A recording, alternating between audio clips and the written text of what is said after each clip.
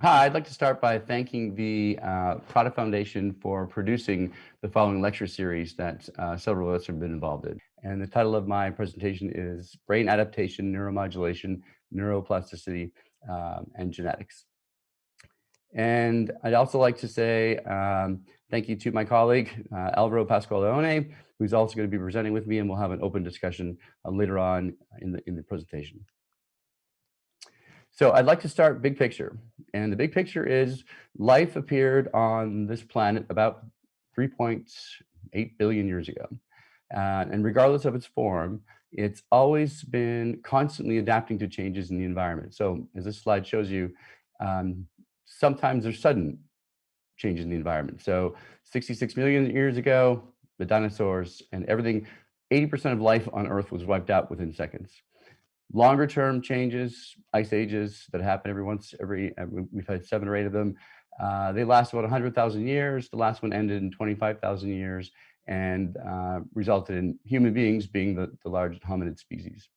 And finally, at even a shorter time scale, are changes in global climate. So we're all having a front row seat right now to changes in global warming. So Darwin actually called this survival of the fittest. This is something we've known since the late 1850s. That is, the environment determines which genes are passed on and which animals will survive.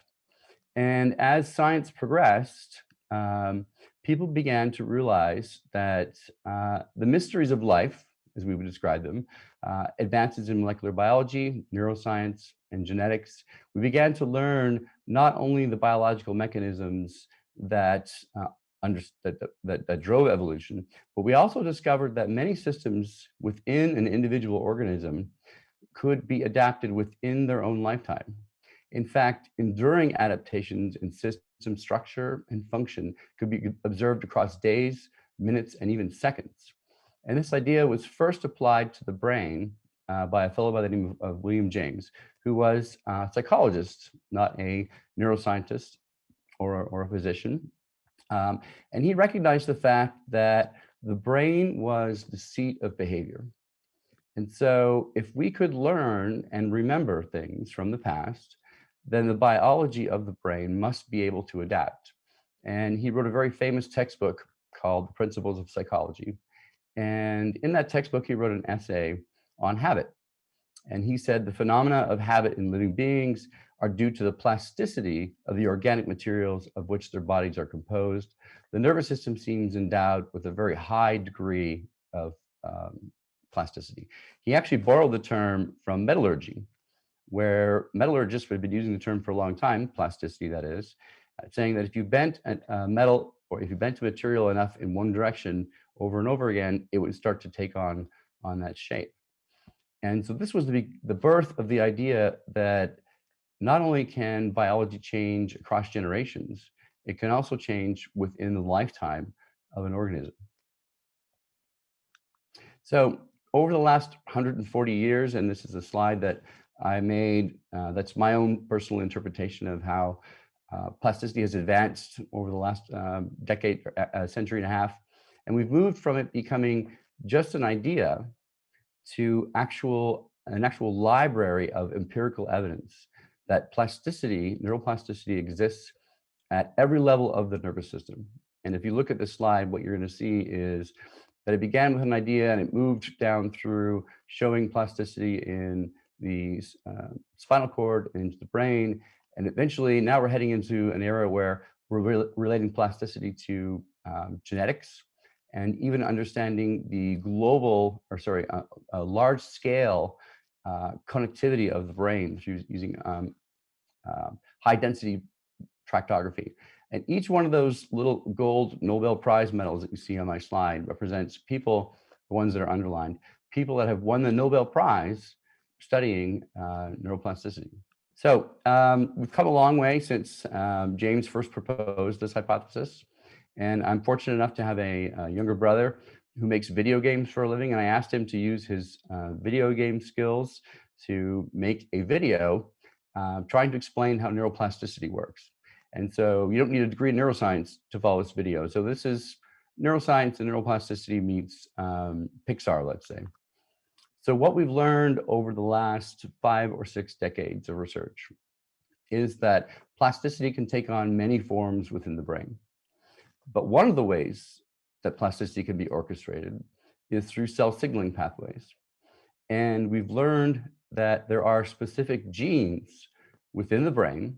If you remember that genes, the DNA, live within the nucleus, and certain types of experiences or electrical stimulation or events can turn these, for lack of a better term, plasticity genes on.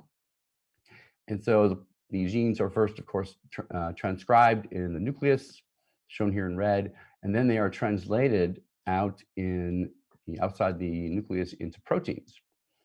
And those proteins go off and they impart some biophysical change in the neuron. The way I was brought up as a young graduate student was change in neuron structure and function. So what we know is that animals who have undergone a learning experience, for example, or an injury, grow new dendrites. And if you look carefully along those dendrites, what you find are there are more dendritic spines. And if you think about this process and why it's important, if you see more dendrites and you see more dendritic spines, what that means is that that neural circuit that neuron is incorporated into is somehow functioning differently than it was before.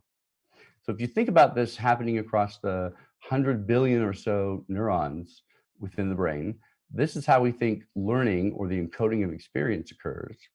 And we also think it's how relearning in response to something like a brain injury or brain disease also occurs. So one of the other things that's happened is our understanding of neuroscience and our understanding of neurophysiology and our understanding of neuroplasticity has led to a number of techniques that allow us to go in and specifically modify specific neural circuits that are associated with a disease or disorder. And there are a number of these. It began, pharmacology was the first example. People would take drugs, which were neuromodulators, to alter the activity of the patterns within their neural circuits. What we have learned now is we can go in using biomedical engineering techniques and create different ways of stimulating specific areas of the brain. So for example, the image on the left is deep brain stimulation, and that's where you take an electrode and you drop it down into the brain and you activate specific areas of the brain in specific intensities and frequencies. Another example is transcranial direct current stimulation. And this is probably one of the more simpler ones where you basically place an anode and a cathode electrode across the brain and you pass current through the brain. And depending on how you do it, you can either increase or decrease the excitability of different areas of the brain. The third image on the right is an image showing you transcranial magnetic stimulation. And this uses electromagnetic induction to activate neurons within the cortex. And you can do this in a variety of different ways, one of which is to stimulate at different patterns. And you can increase or decrease the excitability of particular brain areas. And finally, the third approach is rather than directly stimulating the brain, indirectly stimulate the cranial nerves. So for example, vagus nerve stimulation is one of those forms of cranial nerve stimulation where you're stimulating nerves that head into the brain and they hit specific brain areas in the brain stem and midbrain, who then naturally secrete plasticity inducing neurotransmitters and neuromodulators. And this has been used successfully to treat a variety of different diseases. So, for example, when you look at the way that we've been treating using neuromodulation, pain was one of the first, which happened in the 60s. So headache, back pain, neuropathy, movement disorders. Deep brain stimulation is one of the most common treatments for Parkinson's disease, dystonia, and spasticity. It's also been used for epilepsy. So vagal nerve stimulation has been used for epilepsy.